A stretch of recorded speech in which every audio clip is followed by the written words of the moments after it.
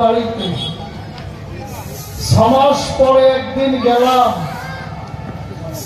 মায়ের জন্য 200 টাকার একটা শাড়ি নিতে পারলাম না। মা শুধু বললেন, বাবা রে 6 মাস পরে আসছি, যেটা কাপড় কাপড় ছিঁড়ে গেছে।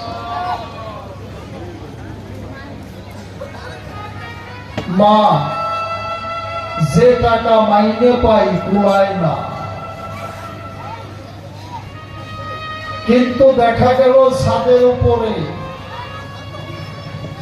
200 টাকা মায়ের একটা শাড়ি জোটে না, এক মুঠো অন্ন জোটে না, কিন্তু 25-30 হাজার টাকা দিয়ে বিলাতি কুকুর এনে পাচ্ছে। ফ্রিজের মধ্যে ওই কুকুরের খাবার রেখে দিচ্ছে, কিন্তু মায়ের, বৃদ্ধ মায়ের যে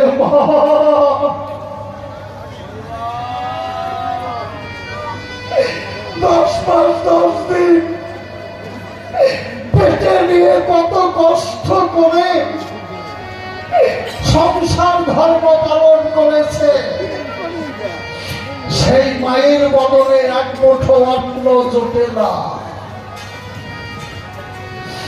25-30 হাজার টাকা বিলাতি কুকুর, তার জন্য ফ্রিজের মধ্যে খাবার মজুদ। তাদেরকে বলি, ভাই শুধু একটা কথাই বলে যাই,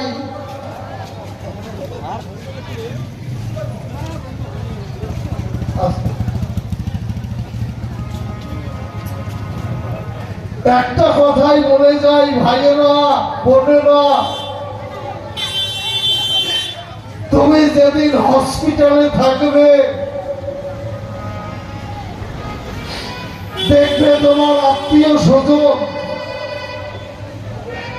সবাই দেখতে যাবে দিনের বেলায়, কেউ 2 মিনিট, কেউ 3 মিনিট থেকে চলে আসবে, কিন্তু রাত্রি 2টার সময় তুমি মৃত্যুর সঙ্গে লড়াই করছো। সারা শব্দ নাই, চক্ষু মেরে তাকিয়ে দেখো, কোন বন্ধু বান্ধব, কোন আত্মীয় স্বজন তোমার পাশে নাই, যে মাকে মুঠো ভাত দেও নাই, সেই মা তোমার শিয়রে বসে টুকরে টুকরে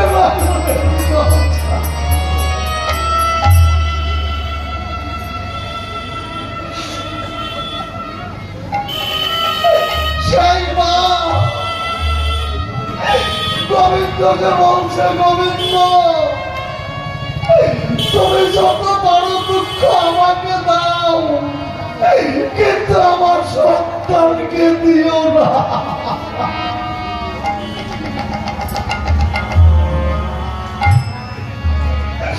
সেই মাকে আমি একটু প্রণাম দূরের কথা, এক মুঠো জননী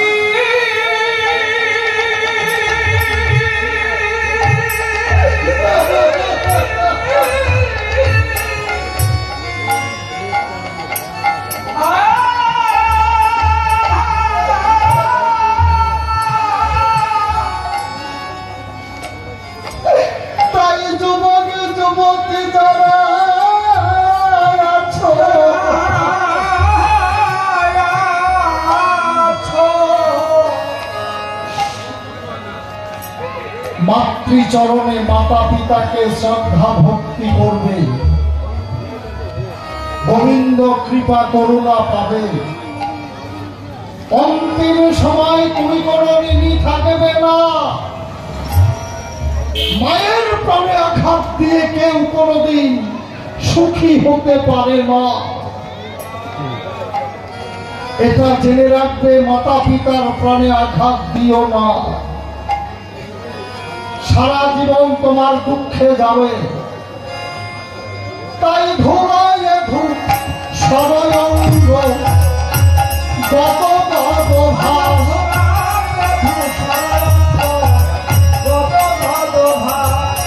এরা ভাব হল পদু পরতহিয়া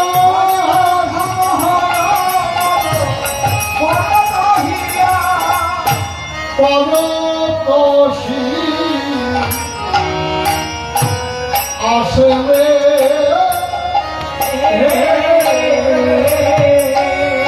ও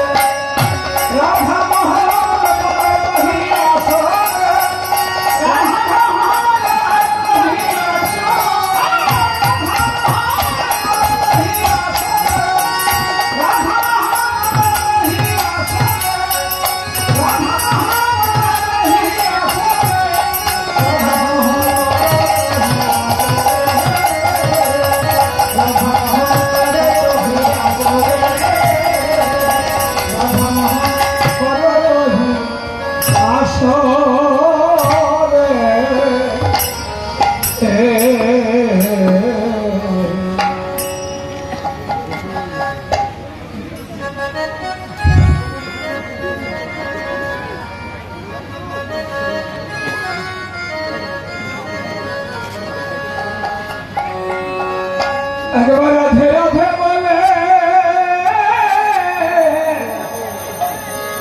দুটি বাহু তুলে চলো মন মধুর বৃন্দাবন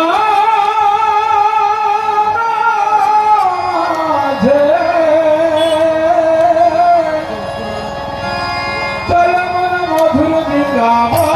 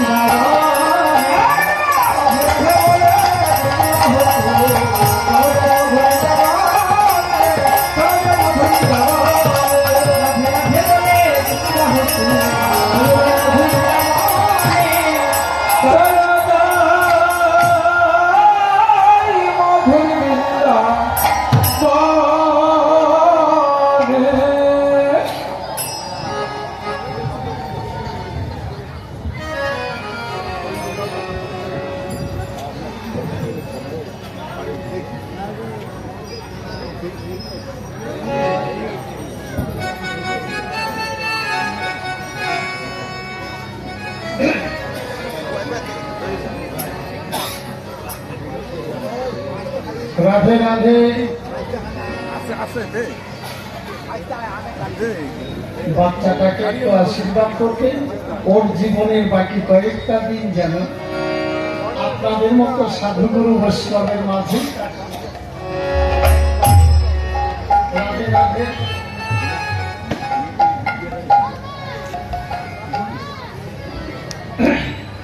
মাতামাসির সময় খুব কম, আমি একবারে বৃন্দাবনে যাচ্ছি।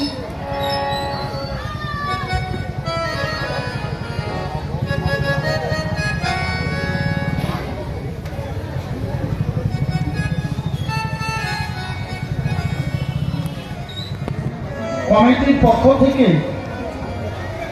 মাতামাসি অত্র এলাকার সমস্ত গৌর ভক্ত কৃষ্ণ ভক্তের কাছে একটি নিবেদন জানিয়ে গেলেন।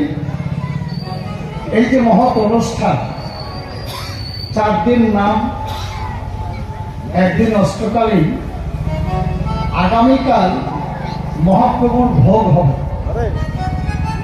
হরে কৃষ্ণ। তা কমিটি আপনাদের সকলকে নিমন্ত্রণ করলেন। সকলের বাড়িতে যাওয়া কিন্তু মাতামাসি সম্ভব নয়। এখানে যতজন আজকে আপনারা কমিটিকে চরণধ্বনি দিয়ে কৃতার্থ করেছেন এবং আমাদেরকে, হরে কৃষ্ণ, কমিটির পক্ষ থেকে আমরাও আপনাদের সবাইকে নিমন্ত্রণ জানাচ্ছি। আগামীকাল প্রভুর ভোগ হবে, আপনারা সকলে এসে হরে কৃষ্ণ প্রসাদ পাবেন। বাড়িতে যেটা জয় জয় রাধা কৃষ্ণ প্রেমানন্দে হরি হরি বল, রাধে রাধে, হরে কৃষ্ণ। সকলের কাছেই নিমন্ত্রণটা রইল। এবার আপনাদের সবাই চরণধ্বনি শিরে নিয়ে আমি বৃন্দাবনে প্রবেশ করছি। তাই আমার গৌরাঙ্গ লীলা এখানেই রইল, গৌরাঙ্গ লীলা এখানে রইল। এবার সবাই মিলে বৃন্দাবন চলো, গৌরাঙ্গ লীলা এখানেই রইল, চলো, গৌরাঙ্গ লীলা এখানে রইল, সবাই বৃন্দাবনে চলো, গৌরাঙ্গ লীলা এখানে রইল, গৌরাঙ্গ লীলা এখানে রইল। সবাই মিলে বৃন্দাবনে এসে কি দেখলাম, রাধে রাধে ভগবান দ্বাদশ রাখাল নিয়ে গোষ্ঠ গোচারণে গেছেন। এবার কিছুক্ষণ আগে রাধারানীর সূর্য পূজা হয়ে গেল। তবে মাতামাসি আজকে এই 17 তারিখ আমাদের এই কোচবিহার ডিস্ট্রিক্টে কয়েকটা কীর্তন হচ্ছে। এখানে যতজন কৃষ্ণ ভক্ত আছেন আমরা সবাই কিন্তু ভগবানমুখী, অর্থাৎ ভগবানকে স্মরণ করছি। তাহলে এখানে যতজন আপনারা আছেন প্রত্যেকেই স্মরণ করছেন। তাহলে আজকে এই তিথি ধরে সারা বিশ্বে কোটি কোটি জনা স্মরণ করছি, কিন্তু ভগবান একজন। একটু অনুভব করবে, সেই একজনের কাছে আমরা সকলেই প্রার্থনা করছি। ভগবান তিনি এমন, প্রত্যেকের মনোবাসনা তিনি পূরণ করে থাকেন, কিন্তু আমরা তো তাকে স্মরণ করি না, আমরা তো তাকে ডাকি না। রাধে রাধে, আপনারা স্মরণে রাখবেন। আচ্ছা, শ্রীমতী রাধারানী সূর্য পূজায় গিয়ে ভগবানকে স্মরণ করলেন। দেখুন, অন্তর্যামী ভগবান দ্বাদশ রাখালের সঙ্গে খেলা করছে। যখনই রাধারানী তাকে স্মরণ করলেন, খেলা বাদ দিয়ে পটু ঠাকুরের বেশ ধরে রাধারানী সূর্য পূজায় চলে গেছে। কথাটা শুধু শ্রীরাম জানে, বাকি 11 জন জানে। রাধে রাধে। এবার শ্রীরাম বসে পড়ল। সুদাম গিয়ে বলছে, কি রে শ্রীরাম, যা বসি কেন, খেলবি না? শ্রীরাম বলছে, তাই খেলবি না, যা খেলা তার পাত্তা নাই, দেখো কানাই আছে নাকি। রাধে রাধে, কানাই না, কানাই কোথায় গেল? সকলের একটা ভাবনা। মাতামাসি, আপনারা 50 জন তীর্থস্থানে গেলেন, একজন যদি হারিয়ে যায় 49 জনের মন খারাপ হয়, এ স্বাভাবিক। এই যে এখন পিকনিকের সময়, 100 জন পিকনিকে গেল, একটা ছেলে যদি হারিয়ে যায়, 99 জনের অশান্তি, শোক ভক্ত। দ্বাদশ রাখালের মন খারাপ। বড় মাঝে কানাই কোথায় যেতে পারে, কোনো আত্মীয় স্বজন নয়। ওরা ভাগ্য ভাবনা করে প্রত্যেকের নয়নে জল। আমরা সবাই বাড়ি যাব, কিন্তু মা যশোদাকে কি বুঝ দিবে? ওরা ভাবলি একটা জায়গা আছে, দাদা বলরাম। বলরাম দ্বাদশ রাখালের সঙ্গে থাকেন। ও গোঠে যাওয়ার সময় এক গুচ্ছ পাঠশালা নিয়ে যায়। পাঠশালা দেখবেন ভেতরে ফাঁকা আছে, রাস্তা আছে। শুনুন,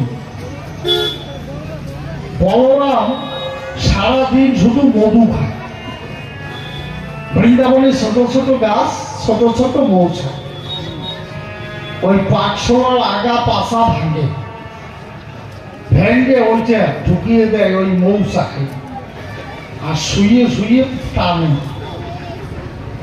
সারাদিন মধু খেতে খেতে, হরে কৃষ্ণ, ওটা কোনোদিন টেস্ট করি নাই, তবে এক বোতল মদের চেয়ে বলে এক বোতল মধুতে নেশা বেশি। রাধে রাধে। বলরাম সারাদিন মধু খেয়ে বটবৃক্ষের তলায় ভোগ হয়ে বসে আছে নেশায়। এবার দ্বাদশ রাখা ছোট ছোট ভাই বলরামের চতুর্পাশ ঘিরে করজোড়ে দাঁড়িয়েছে। বলরাম চক্ষু মিলে তাকিয়ে দেখে সব ছোট ভাই নয়নে জল। বলরামের নেশা ছুটে গেছে। কিরে ভাই, তোরা কাঁদছিস কেন? সকলের ছোট প্রভাব, ওর মাথায় ও চুল নাই, পরনেও গামছা প্যান্ট নাই। 6 বছর বয়স, দাদাকে জড়িয়ে ধরছে। দাদা, এখানে যতজন আছো ভাই, ছোট ভাই বা বোনের প্রতি নজর একটু বেশি থাকে প্রত্যেকে। বলরাম বলছে, ভাই কাঁদছিস কেন? দাদা, কানাইকে হারিয়ে ফেলেছি। ভাবলাম তোমার কাছে এসছে, তোমার কাছেও তো কানাইকে দেখছি না। দাদা, কোথায় গেলে কানাইকে পাবো? বলরাম সান্ত্বনা দিচ্ছে, ভাই কাঁদিস নে। পৃথিবীর মধ্যে কানাইকে ধরার মহা অস্ত্র একমাত্র তোদের কাছে আছে। বৃন্দাবনে 12টা বক, তোরা 12টা রাখাল। একটি করে বক তোদের নামে রেজিস্ট্রি করা আছে। তোরা যার যার বনে চলে যা। যার যার বনে গিয়ে উচ্চ স্বরে কানাই কানাই বলে ডাক। কানাই সবকিছু সইতে পারে, কিন্তু সইতে পারে না ভক্তের নিদান কালের প্রাণ খোলাটা।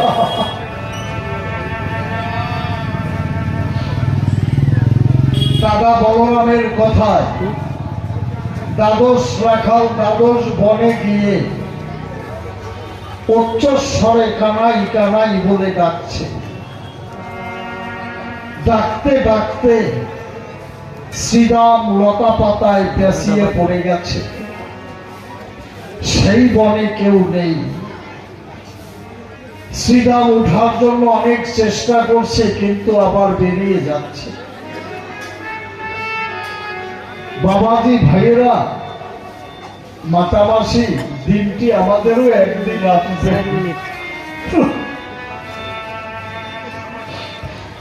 এই হাতে কত শক্তি ধারণ করেছি, পায়ে কত শক্তি, 2 মণ বোঝা নিয়ে চলে গেছি আলিপুর। আজকে পা কথা মানছে না, হাতে লাঠি। লাঠিতেও দেহের ভারসাম্য মানছে না। হাতে কত শক্তি, কত কর্ম করেছি, এই হাত দিয়ে একদিন তুলে একটু সেবা করতে পারবো না? আমার বদনে হাতটা যাবে না।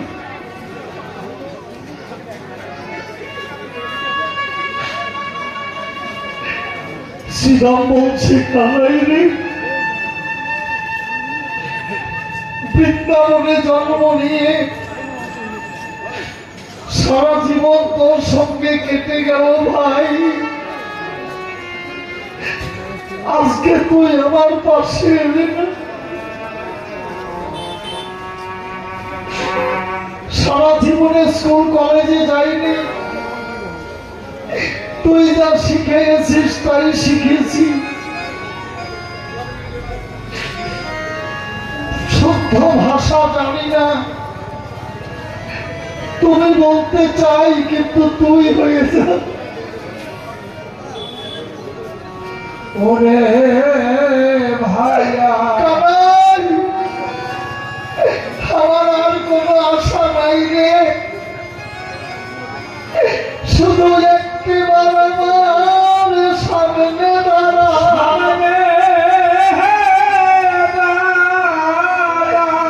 তোমায় ভুবনে ভোলা বদন খানা দেখে যেন আমি পৃথিবী ছেড়ে যেতে পারি।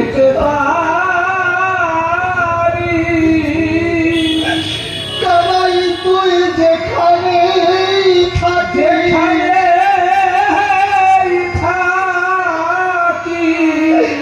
একবার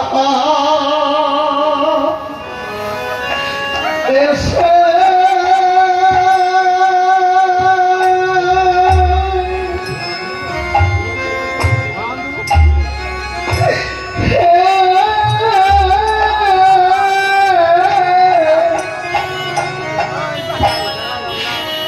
আমায় দেখা।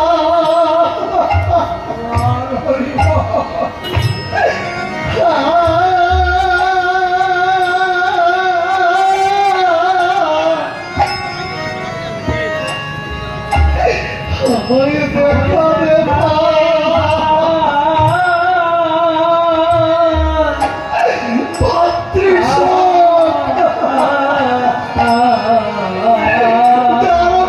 হারিয়ে গেছে।